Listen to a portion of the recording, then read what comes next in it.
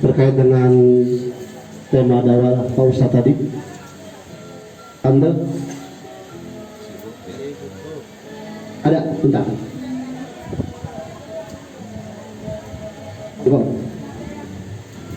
Assalamualaikum warahmatullahi wabarakatuh.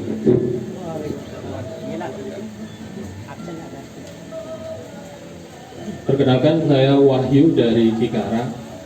Saya ingin bertanya, mungkin kiat-kiat apa yang bisa kita lakukan, yang perlu kalau kita lagi dapat musibah, Ustaz. Jadi biar kita tambah semangat untuk ibadah atau seperti apa? Bismillahirrahmanirrahim. Apa yang harus kita lakukan ketika kita mendapatkan musibah?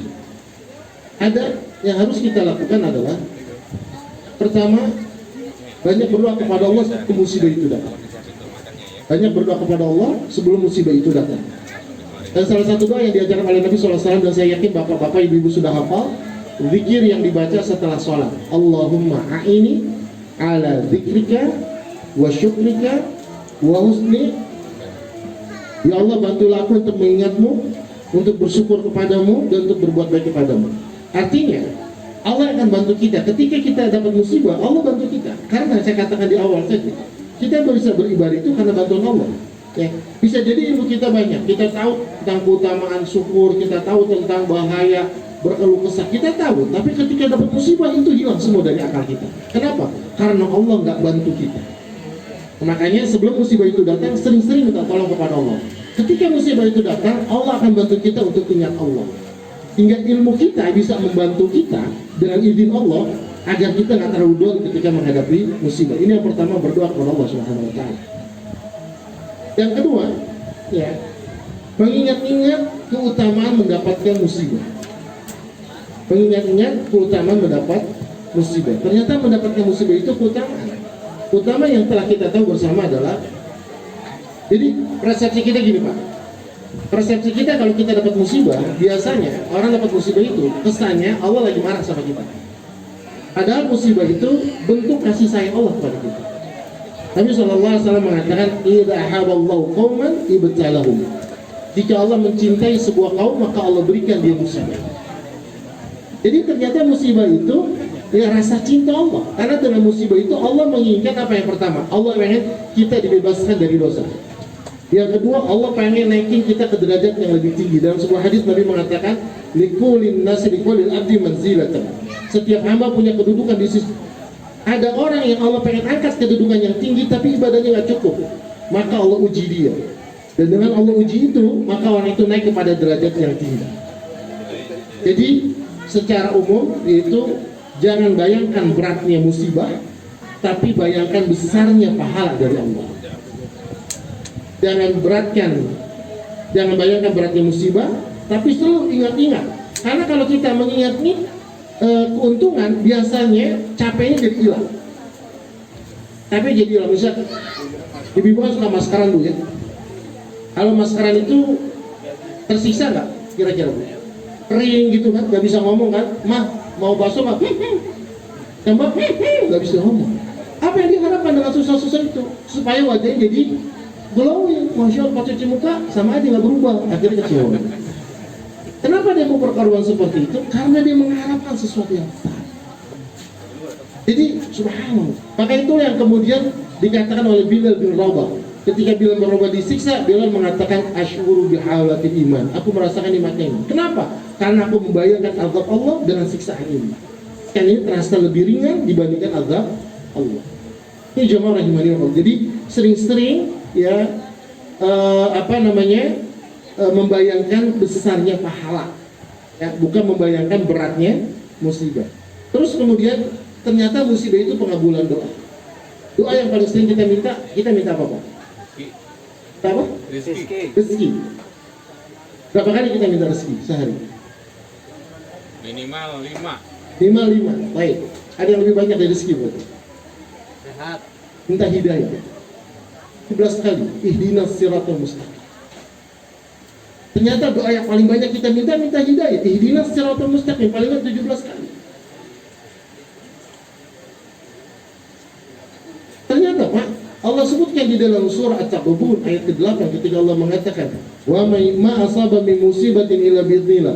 Tidaklah musibah itu terjadi kecuali atas izin Allah. "Wa ma yu'min billah." Barang siapa yang beriman kepada Allah, yahdi qalbah. Allah berikan hidayah di hatinya. Artinya, orang yang dapat musibah kemudian dia beriman bahwa musibah ini datangnya dari Allah, dia sabar, maka Allah berikan hidayah di hatinya. Na'udzubillah, misalnya kita kena musibah, kendaraan kita hilang, tapi setelah itu Allah berikan kita rasa khusyuk sholat selama setahun. Kira-kira mahal atau enggak, Pak? Jadi nggak adalah musibah datang kecuali datang dengan yang lebih baik. Dengan membayangkan itu, mudah-mudahan itu bisa meringankan musibah kita. Wallahu a'lam bishawab. Baik.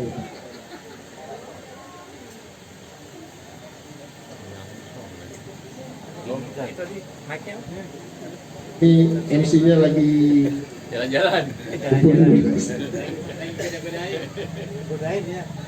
Mungkin ada lagi yang mau bertanya dari tante-tantenya?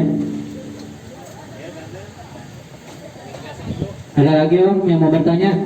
Nominal. Yang nanya. Dia mau nanya barangkali tantenya. Itu ada yang nunjuk tuh. Oke, bentar, saya bentar. Assalamualaikum warahmatullahi wabarakatuh.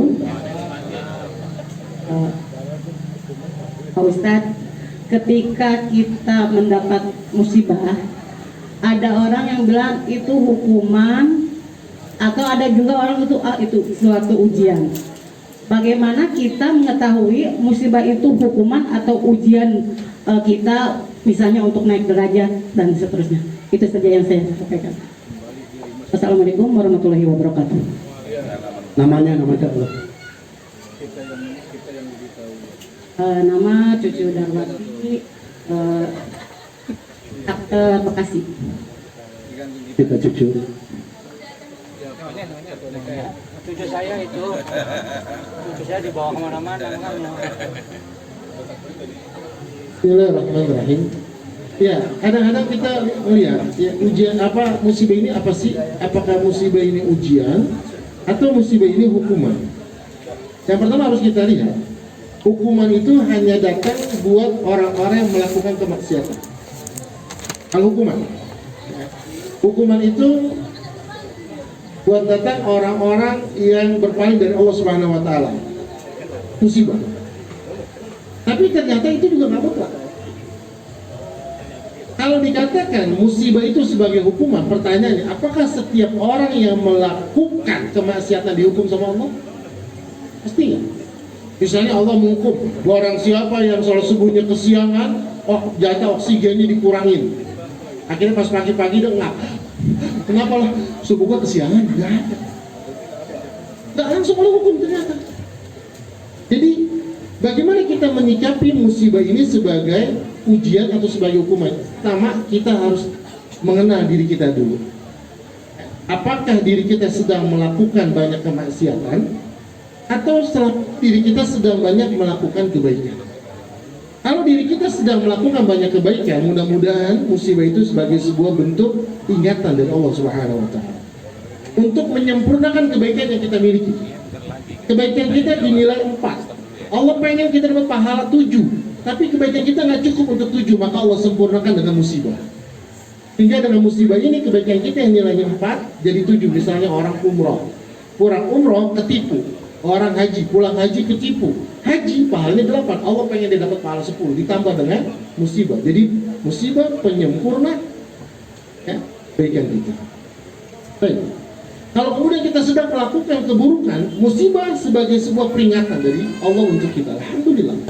Karena jangan merasa aman ketika kita nggak dapat musibah. Pak, bayangin Pak, Allah sebutkan dalam surah Al-An'am. Ini buat kita nih, ya. Jadi kalau kita nggak dapat musibah, kita nggak mikir. Kalau lagi happy, rumah tangga akur, ekonomi bagus, kita nggak pernah muhasabah. Lihat, apa kata Allah? Allah mengatakan dalam surah Al-An'am ayat 44. Allah mengatakan, "Falamma nasu ma dzukiru bih." Ketika mereka melupakan peringatan dari aku, orang ini lagi maksiat. Orang ini lagi banyak maksiat, melupakan aturan Allah, melupakan peringatan Allah. Apa kata Allah dihukum? Enggak. Allah mengatakan fatahna 'alaihim abwaaba kulli syai'. Kami bukakan baginya pintu-pintu kebaikan. Orang ini lagi maksiat, lagi lalai sama Allah. Dia nggak tahu harta haram, harta halal. Dia nggak tahu makanan haram, makanan halal. Sholat ditinggal, segala macam. Apa Allah kasih terus? Allah. Sampai kapan? Hatta idza farihu bima utu. Sampai dia menikmati apa yang Allah berikan, akhadnahum baghtah. Allah cabut seketika. Ini yang kita kadang istidraj. Istidraj itu Pak, seperti orang misalnya, ada orang baik melakukan satu kesalahan, ya, enggak Allah naikin derajatnya, tapi orang jatuh, Allah kasih musibah. Seperti orang jatuh dari 1 meter. Ada deh, ya Allah saya salah. Akhirnya istighfar. Kenapa ya? Kok saya sama keluarga enggak akrab? Kok saya sama istri hati jadi enggak nyaman?